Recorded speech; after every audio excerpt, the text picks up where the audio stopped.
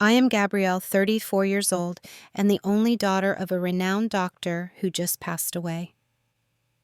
The pain of losing my dad was still fresh when my husband Isaac dropped a bombshell that left me speechless.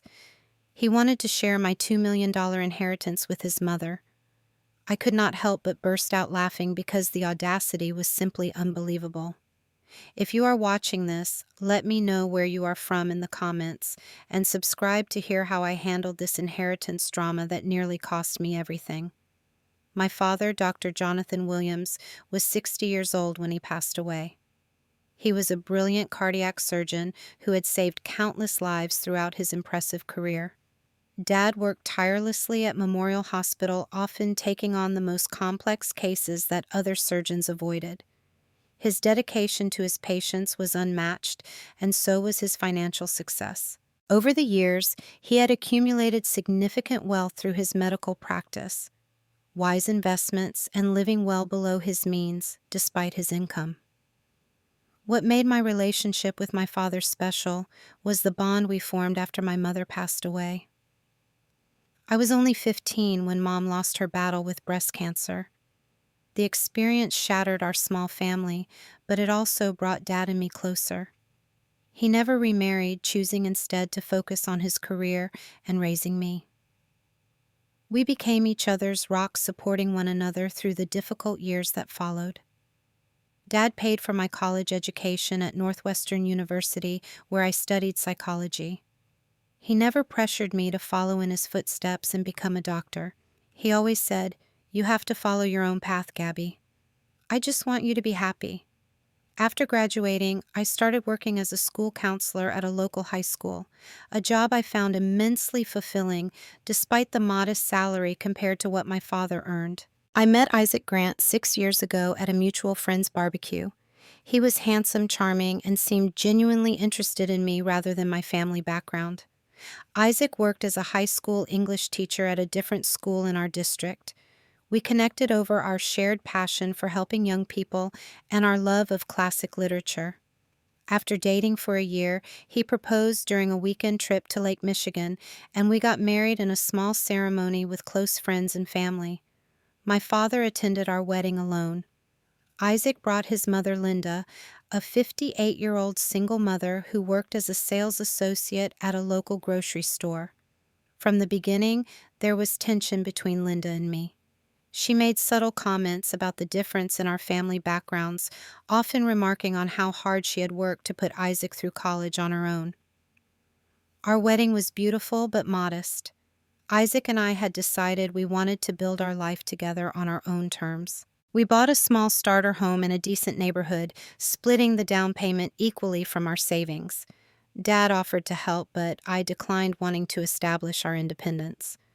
Isaac seemed to appreciate this decision at the time, saying he respected my desire to make it on our own. The first 5 years of our marriage were relatively happy. We both worked hard at our careers, took budget-friendly vacations, and talked about starting a family someday. Isaac occasionally complained about his teaching salary and would make comments about how my father could easily solve our financial struggles. I always redirected these conversations, reminding him that we had agreed to live within our means. Linda visited our home frequently, sometimes unannounced. She would often make passive-aggressive remarks about our furniture or decor, saying things like, "This is nice, but imagine what you could have if you asked your father for help." These comments bothered me, but I tried to maintain a cordial relationship with her for Isaac's sake. My father, on the other hand, always respected our boundaries and only visited when invited. Looking back, there were warning signs I chose to ignore. Isaac would become unusually attentive whenever my father visited. He would ask detailed questions about Dad's work investments and retirement plans. At the time, I thought he was just trying to bond with my father. Now I realize he was gathering information. Despite our different backgrounds, Isaac and I seemed to share the same values. We both worked in education, cared about our students, and enjoyed simple pleasures like hiking, watching movies, and trying new recipes. I believed we had built a solid foundation for our marriage, one based on love and mutual respect rather than material possessions. Little did I know that beneath the surface, Isaac had different expectations. While I thought we were building a life together based on our own merits, he was secretly hoping for a financial windfall from my family. This fundamental misunderstanding would eventually come crashing down around us when my father received his devastating diagnosis. Everything changed about a year ago when my father called me after a routine medical checkup. His voice sounded different on the phone, more solemn than I had ever heard before. "Gabby, I need to see you. Can you come over tonight?" Those simple words sent a chill through my body. I knew something was terribly wrong. That evening, sitting in his immaculate living room, Dad delivered the news that would change our lives forever. He had been diagnosed with ALS, amyotrophic lateral sclerosis, a progressive neurodegenerative disease that affects nerve cells in the brain and spinal cord. The prognosis was grim. Most patients live 2 to 5 years after diagnosis. Some live longer, many don't. I still remember gripping his hand as he explained everything in the clinical matter-of-fact way that only a doctor could. He had already consulted with top neurologists and had begun making arrangements to step back from his surgical practice. Dad, always the pragmatist, had a plan for everything, including his own declining health. When I told Isaac about the diagnosis that night, his first response shocked me. Is he going to be able to keep working? What about his income? I brushed off his insensitivity as shock and tried to focus on what needed to be done. Dad would need support, and I was determined to be there for him, just as he had always been there for me. Over the next several months, I watched my strong, brilliant father deteriorate before my eyes. ALS is a cruel disease that gradually robs patients of their ability to move, speak, and eventually breathe while leaving their minds intact. Dad remained stoic throughout, but I could see the frustration in his eyes as simple tasks became increasingly difficult. I started taking time off work to accompany him to medical appointments. When things worsened, I requested a leave of absence to care for him full time. The school was understanding, but Isaac was less so. He complained about the additional household responsibilities he had to take on and the loss of my income. When I asked if he could come with me to some of Dad's appointments, he always had an excuse. He was too busy with work, or he had papers to grade, or he thought it was a private matter for our family. Dad and I spent a lot of time together during those months. As his body failed him, our conversations deepened. We talked about his life, his career, his hopes for my future. He spoke about Mom and how much he had loved her. One evening, as I was helping him eat dinner, he said something that would later take on new significance. "Gabby, I want you to know that everything I have is yours. I have updated my will. You will be taken care of financially, but money cannot buy happiness. Choose people who love you for who you are, not what you have." I assured him that Isaac and I were solid, that we had built our relationship on love and shared values. Dad just nodded, but there was something in his eyes I couldn't quite read. Was it doubt? Concern? At the time, I dismissed it as the medication making him emotional. As Dad's condition worsened, we hired a home health aide to assist with his care. Marion was a godsend, providing professional care with compassion and dignity. Dad could afford the best care, but Isaac frequently questioned the expense. "Why don't we move him to a care facility? Insurance would cover more of it," he suggested one night. I was appalled. Dad wanted to stay in his home, and I was determined to honor his wishes. The final weeks of Dad's life were peaceful, as much as they could be under the circumstances. He had arranged for hospice care, and the team was exceptional. I spent every day by his side reading to him, playing his favorite classical music, or simply sitting in companionable silence. Isaac visited exactly twice during this time, both brief appearances where he seemed uncomfortable and eager to leave. Dad passed away quietly on a Sunday morning in October. I was holding his hand. Isaac was at a fantasy football event with friends. When I called to tell him, his first question was, "Did he go peacefully?" followed immediately by, "Have you called the lawyer yet?" The funeral was well attended. Hundreds of colleagues, former patients, and friends came to pay their respects to the brilliant surgeon who had touched so many lives. Isaac stood by my side, the picture of a supportive husband, his arm around my shoulder as I received condolences. Linda also attended, dressed in an outfit that seemed inappropriately flashy for a funeral, commenting loudly about how successful my father had been. 3 days after the funeral, we met with Dad's lawyer, Martin Goldstein. Dad had been his client for over 30 years, and Martin had handled all his legal affairs, including the drafting of his will. The reading was straightforward. As Dad had told me, he had left everything to me. His estate was valued at approximately $2 million, consisting of his house retirement accounts, investment portfolio, and a substantial life insurance policy.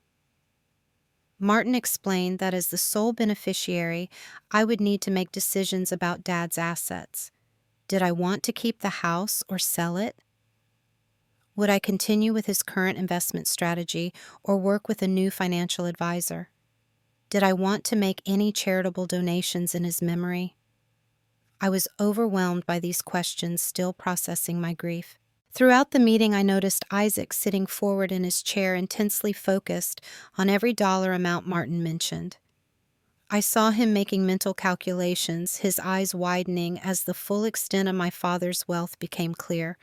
That night, as we drove home in silence, I had no idea that my father's fortune was about to become a weapon that would be used against me.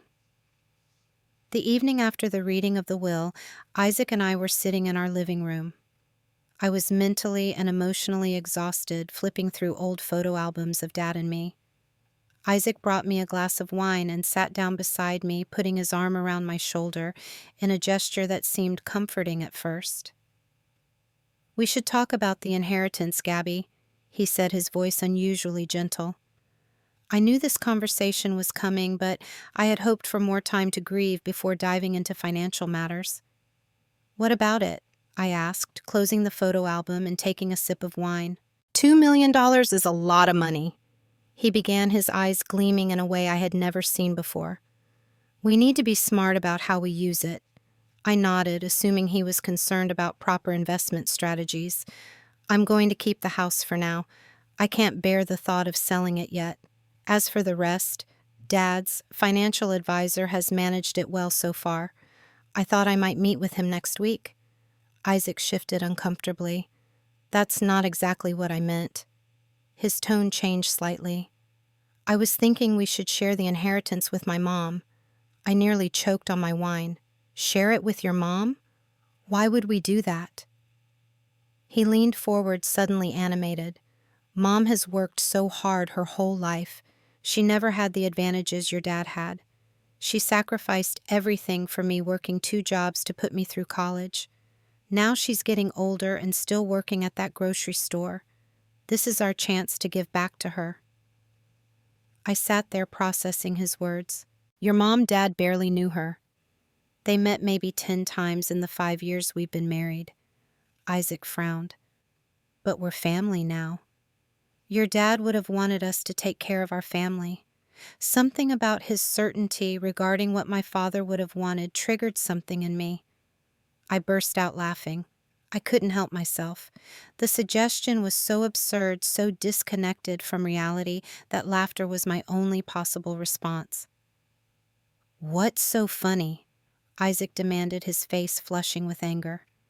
I wiped tears from my eyes, my laughter subsiding. "I'm sorry, but you barely visited Dad when he was sick. You met him at the hospital exactly twice in the entire year he was suffering. You complained about the cost of his home care. You were at a football party when he died. And now you're telling me what he would have wanted." Isaac stood up abruptly. "That's not fair. I was working. Someone had to keep this household running while you were playing nurse." His words stung, but they also revealed something I had been blind to. Playing nurse, I was caring for my dying father. "Look," I continued more calmly, "Dad left his money to me. He's been very clear about his wishes. I plan to honor them. So you're not going to share any of it with Linda's mom? Not even a small portion?" I took a deep breath. I'm not opposed to helping your mom if she has specific needs, but simply handing over a portion of Dad's estate to her? No, that's not happening." Isaac's face hardened. "You know your father accumulated all that money because people paid him ridiculous amounts for surgeries. It's not like he earned every penny through the sweat of his brow. Some of that money should go to people who really need it." The conversation quickly deteriorated from there. Isaac revealed that he had been carrying about $30,000 in credit card debt that he had never told me about. He had been counting on the inheritance to clear it. This was the first I had heard of this debt, despite our agreement to be transparent about our finances. But that's not all, he added. Mom has some debts too, about $40,000 in medical bills from her knee surgery last year. The insurance didn't cover everything. I was stunned. "So this isn't about giving back to your mom. It's about paying off debts you never told me about." "It's both," Isaac snapped. "But yes, we need some of that money. We deserve it." "We deserve it," I repeated incredulously. "What exactly did we do to deserve my father's money?" "I put up with your family for 5 years," he muttered, just loud enough for me to hear. In that moment, something fundamental shifted in our relationship. The man standing before me was not the person I thought I had married. His sense of entitlement to my father's money that Dad had earned through years of education, training, and saving human lives was staggering. The argument ended with Isaac storming out of the house, slamming the door behind him. He didn't come home that night. The next morning, I received the first of what would become many text messages from Linda asking when we could discuss her portion of the inheritance. The day after our explosive argument, my phone started buzzing nonstop with messages from Linda, each one more presumptuous than the last. "Gabrielle, Isaac told me about your father's generous gift to us. I'm thinking of looking at houses in Lakeside Estates. When can we expect the transfer?" Another read. "Should I use a different bank for my portion of the inheritance, or can we just use the same financial advisor?" I didn't respond to any of them, which only seemed to increase their frequency. By evening, she was calling every 30 minutes. I finally turned off my phone, needing space to think clearly about what was happening. Isaac returned home the following day, acting as if our argument had been a minor disagreement rather than a fundamental revelation about his character. He suggested we invite his mother over for dinner to discuss the inheritance situation in person. In the interest of trying to resolve the situation amicably, I agreed. Linda arrived at our house that Sunday evening dressed like she was going to a cocktail party rather than a family dinner complete with flashy jewelry and a new designer handbag I recognized as costing well over $1,000. Her entire demeanor had changed since the last time I had seen her. She was practically glowing with anticipation. While I prepared dinner in the kitchen, I overheard Linda and Isaac in the living room, their voices low but excited. I heard phrases like, "finally getting what we deserve and moving to Florida." Their conversation ceased abruptly when I entered with the food. Throughout dinner, Linda dominated the conversation with her plans for what she called her share of the inheritance. She had created an actual list which she proudly pulled from her purse and spread out on the table next to our dinner plates. "First, I'm going to pay off my mortgage and buy a new condo in Tampa. Then I need a new car, the Tesla Model 3. She tapped the paper with her manicured fingernail. "And of course, I want to take that European river cruise I've been dreaming about. 14 days, 7 countries. I sat there, fork suspended midair, as she continued down her list. A kitchen renovation, new furniture, a timeshare in Hawaii, cosmetic surgery. The list went on and on easily, totaling over $500,000. When she finally paused for breath, I asked the question that had been burning in my mind. "Linda, why exactly do you think you're entitled to any of my father's money?" She looked at me like I was being deliberately obtuse, "Because we're family, dear." She patted my hand condescendingly. "Your father would want all of us to benefit from his success. Did my father ever promise you money?" I asked directly. Linda and Isaac exchanged a quick glance. Well, she began, your father did mention helping us out with some expenses. He knew how hard I've worked all my life. When exactly did he promise you this? I pressed, knowing full well my father had never made such a promise. Linda waved her hand dismissively. It was some time ago. The point is, he understood family obligations. I took a deep breath. My father was very methodical about his promises and his finances.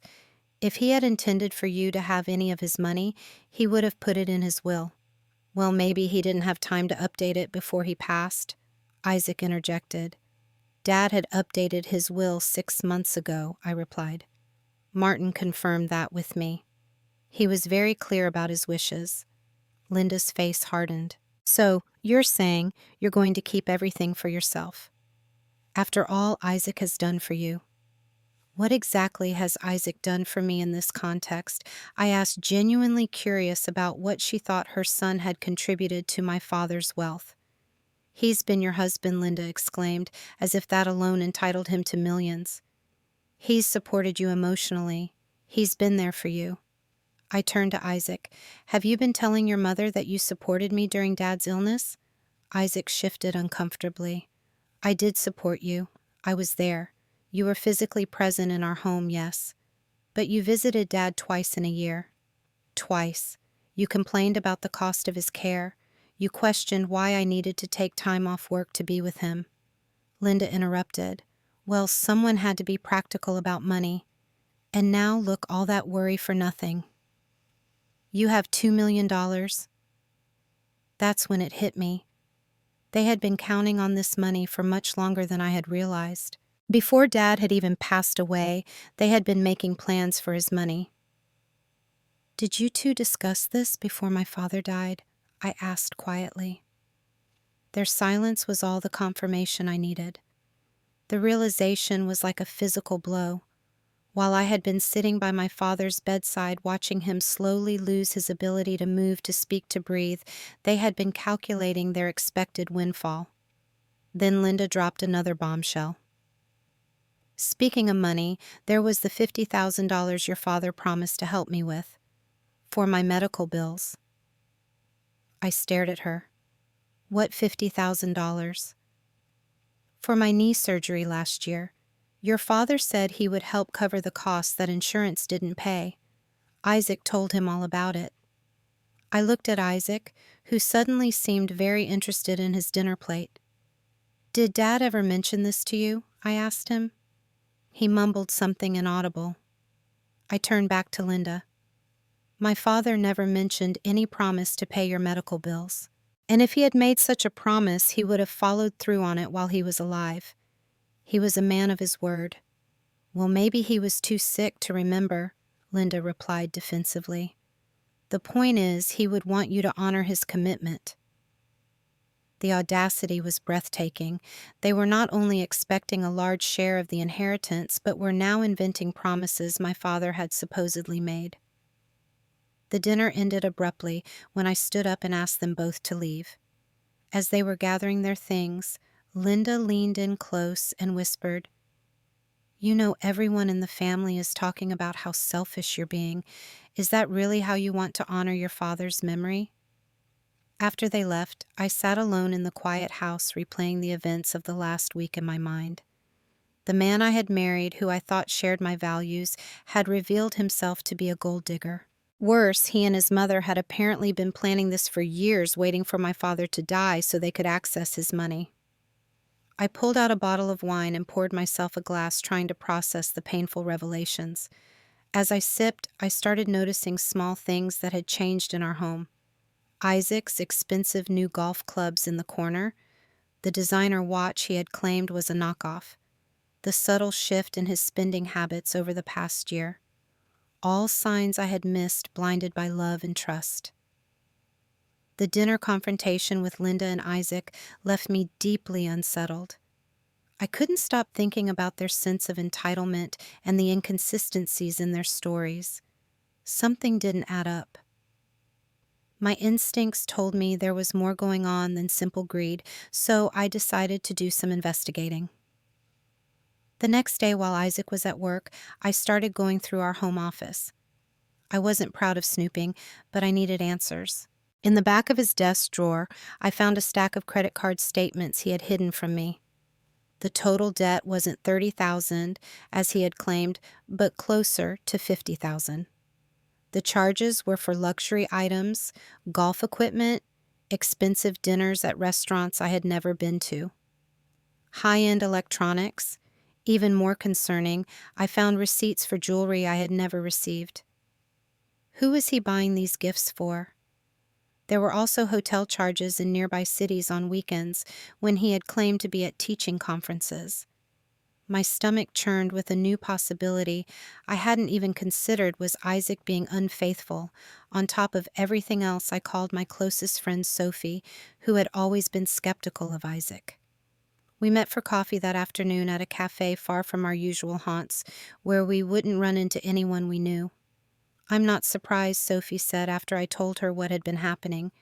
"There was always something off about him, Gabby. The way he would ask about your dad's money, his lifestyle that never quite matched his teaching salary." "What do you mean?" I asked, my coffee growing cold in front of me. Sophie hesitated. "I never told you because I didn't have proof and you seemed so happy. But about 2 years ago, I overheard Isaac at a bar downtown. He was with some guys I didn't recognize bragging about how he had married into money, how his father-in-law was loaded and wouldn't live forever. The revelation hit me like a physical blow. 2 years ago, my father had been perfectly healthy. Isaac had been planning this, waiting for this long before Dad got sick. "There's something else you should know."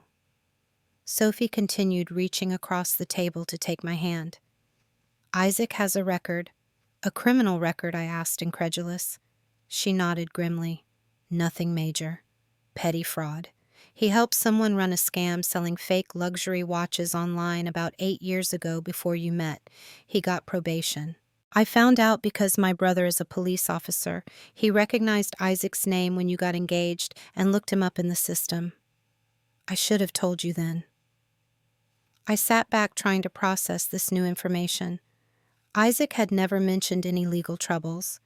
In fact, he had specifically told me he had a clean record when we applied for our mortgage. On my way home, I stopped at the bank where Isaac and I had our joint accounts. I spoke with the manager, explaining that I wanted to review all recent transactions. What I discovered was even more alarming.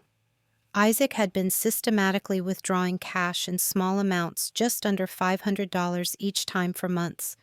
The total was approaching $20,000. The manager also informed me that Isaac had recently inquired about adding his mother as a beneficiary to our accounts without my knowledge, a request that had been denied since it required both account holders' signatures. When I got home, I did something I had never done before. I searched through Isaac's laptop while he was at his weekly basketball game. His email password was still the same one he'd been using since we got married, my birth month and day.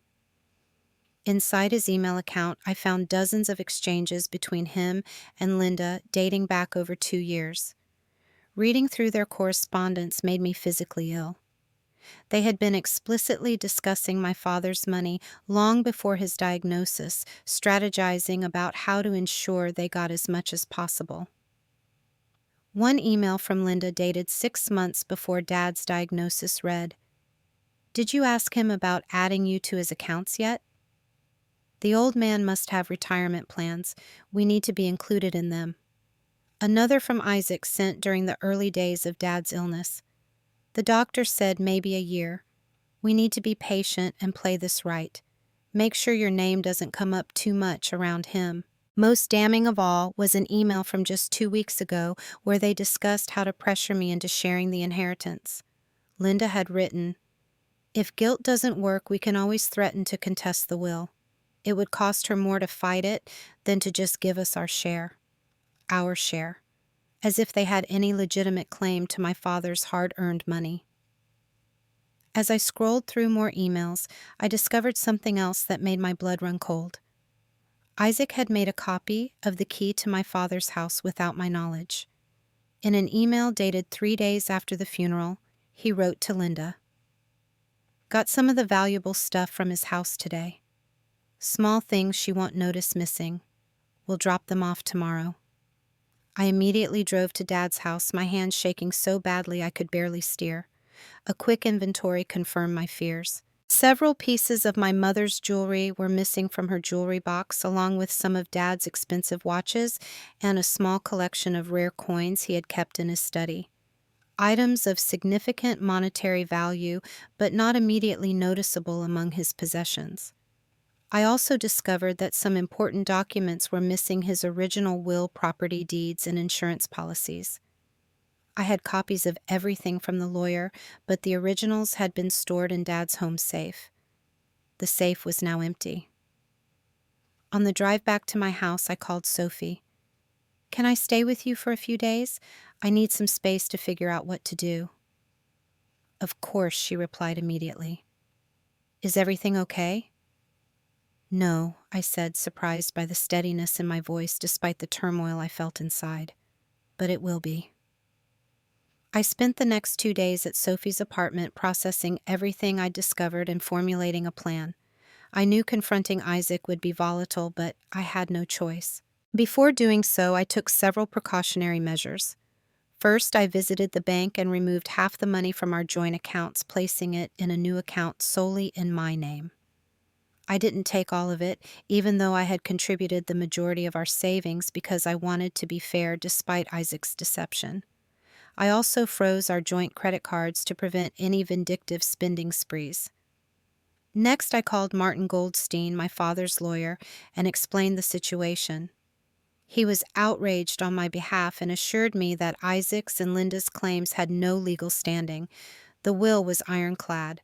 However, he was concerned about the missing original documents and advised me to file a police report about the stolen items from my father's house. Finally, I went to the police station and reported the theft. The officer took my statement and the list of missing items, but warned me that since Isaac had been given access to the house, it might be treated as a civil rather than criminal matter. Still, having the report on file was an important step.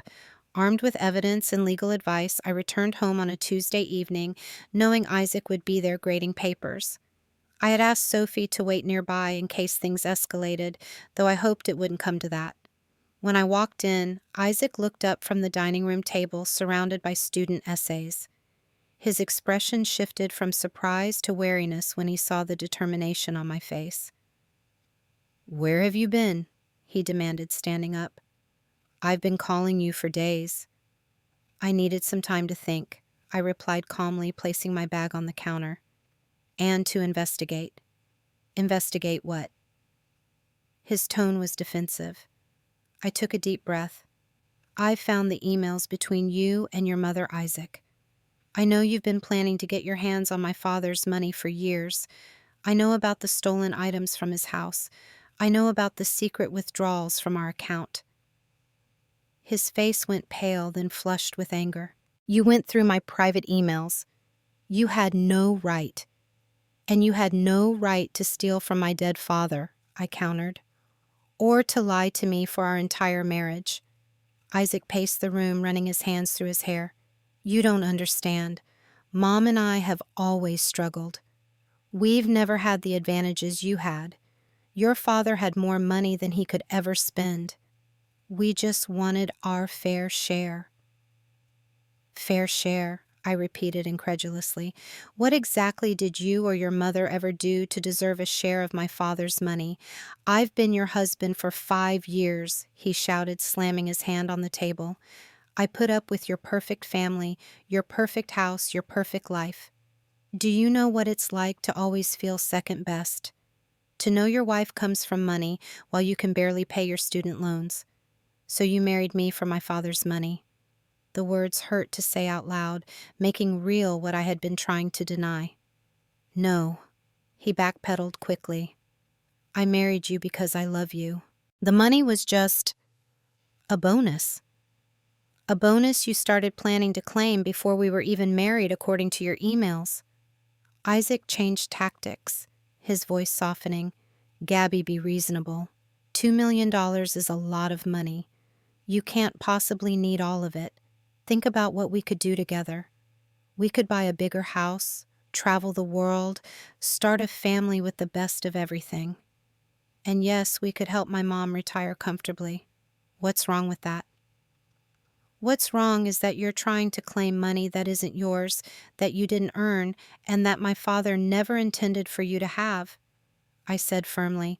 Dad worked for decades as a surgeon, saving lives to earn that money. He was clear about his wishes. Isaac's facade of reasonableness crumbled. So you're going to be selfish and keep it all, just like your father hoarding wealth while others struggle. Before I could respond, the front door burst open.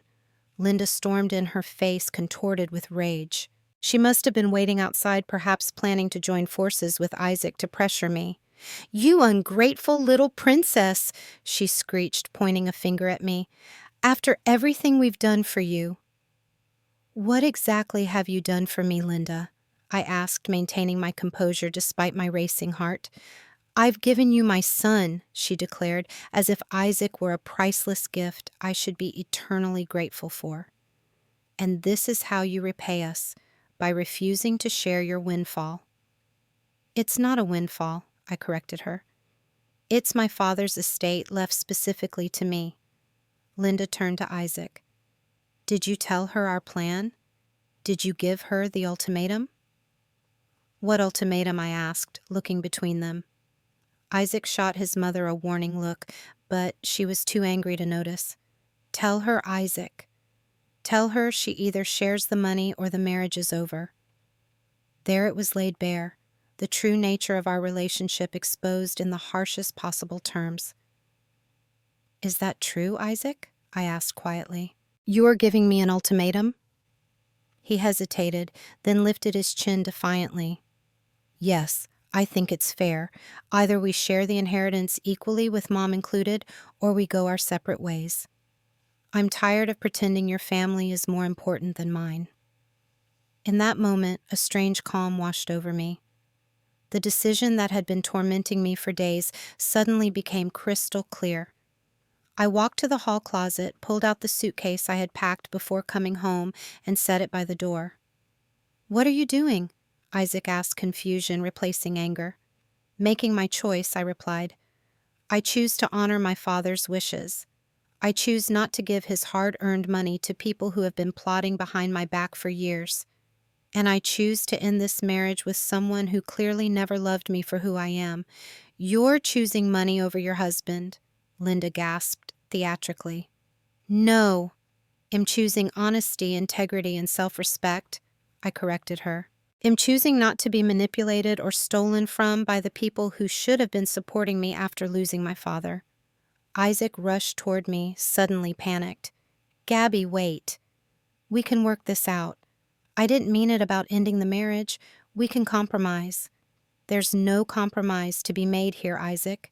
You and your mother have shown me exactly who you are, and I believe you." I reached into my pocket and pulled out my phone. "By the way, I filed a police report about the items taken from my father's house. I suggest you return them before things get worse for you." Linda's face turned ashen. "You called the police on my son. I reported a theft," I clarified. "Which is what it was." Isaac began stammering excuses, claiming he had only borrowed the items, that he was planning to return them. His lies had become so transparent that I almost felt pity for him. "I have copies of all your emails," I told them both. "I know exactly what you planned and what you've done. It's over." As if on cue, the doorbell rang. Sophie had been waiting outside and had called the locksmith I had arranged earlier. I opened the door and introduced him. "This gentleman is going to change the locks. I'd appreciate if you both left now. Isaac. You can contact me through my lawyer about divorce proceedings." "You can't kick me out of my own house," Isaac protested. "The house is in my name," I reminded him.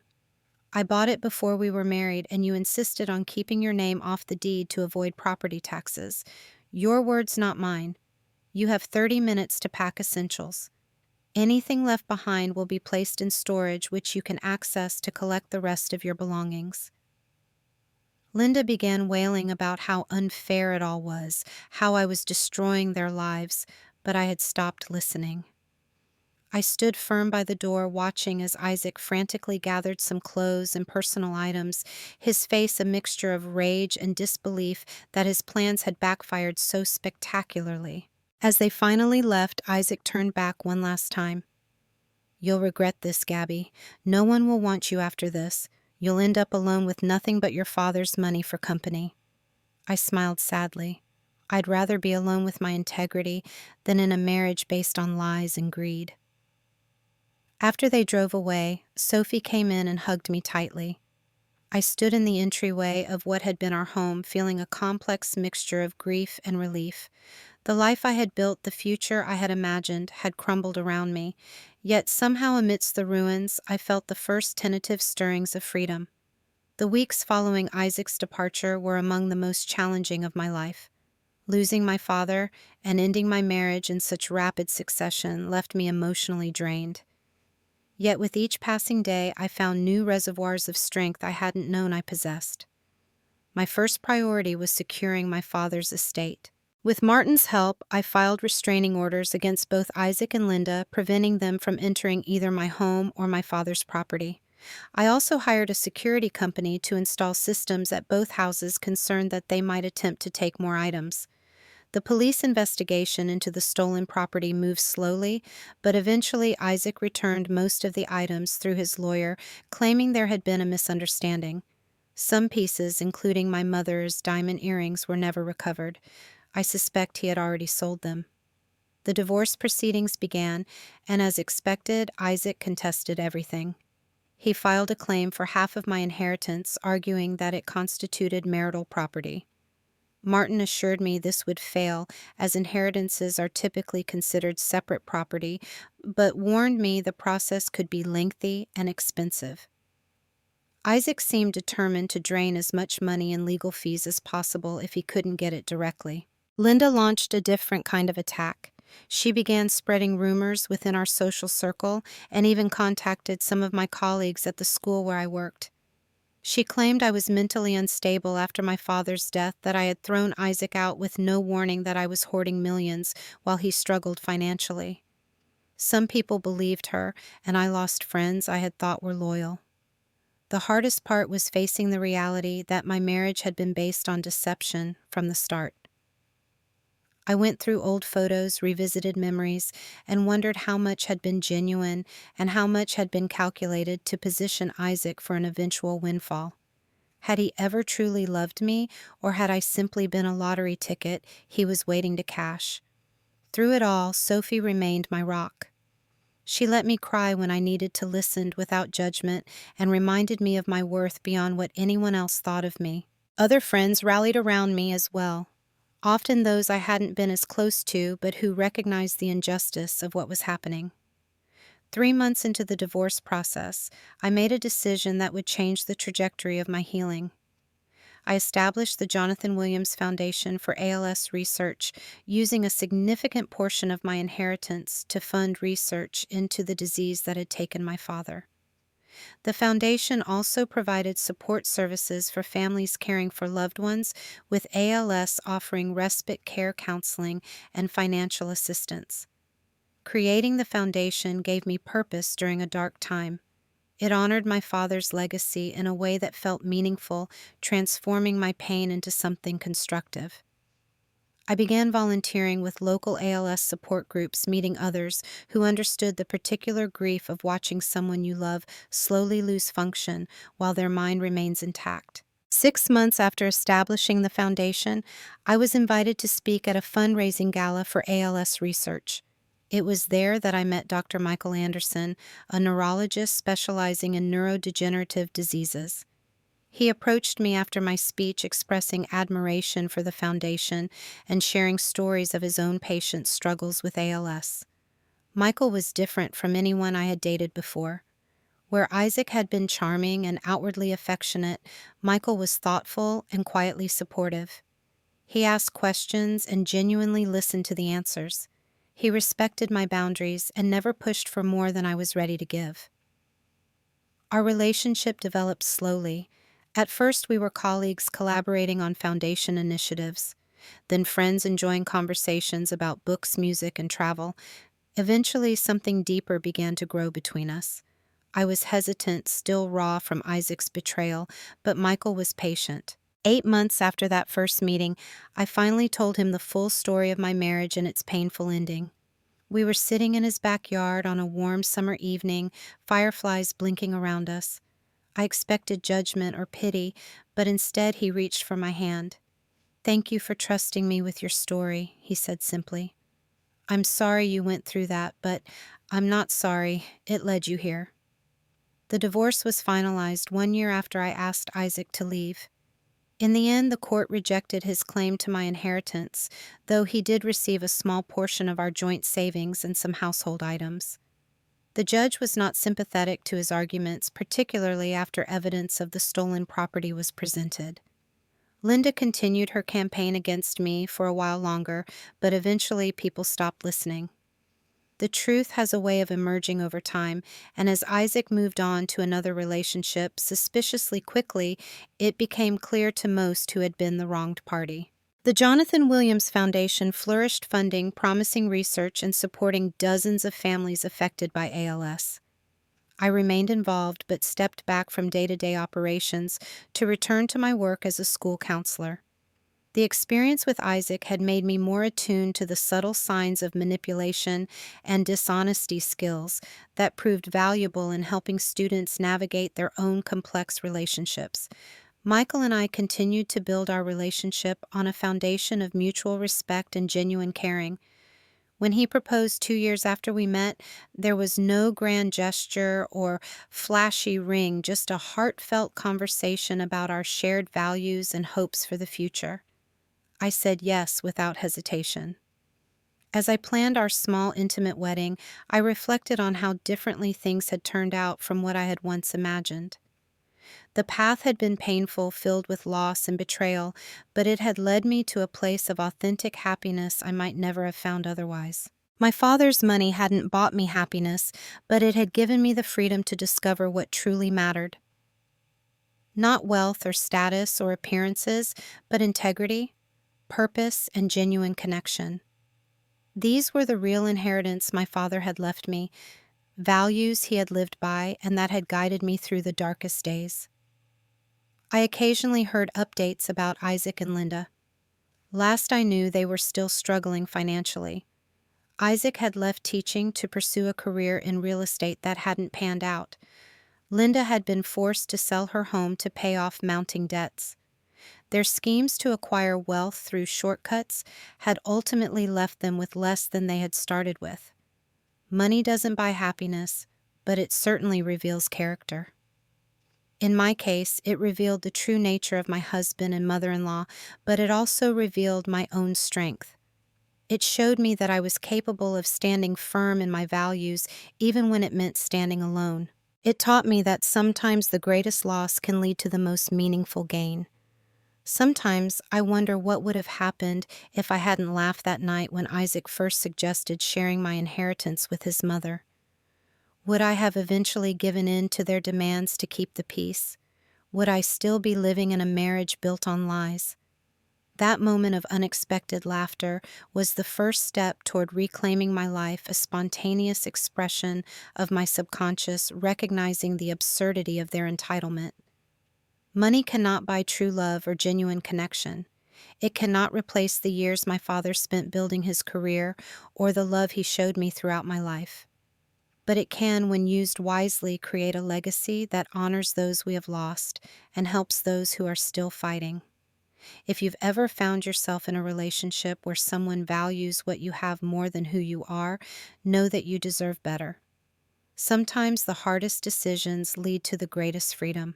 Sometimes a devastating loss can reveal who truly stands beside you, and sometimes the most valuable inheritance isn't measured in dollars at all, but in the strength we discover within ourselves. If my story resonated with you in any way, please share your thoughts in the comments below. Have you ever discovered someone's true character in a moment of crisis? How did you find the strength to stand up for yourself when it mattered most? And don't forget to like and subscribe if you'd like to hear more stories about finding strength in unexpected places. Thank you for listening to my journey from heartbreak to healing.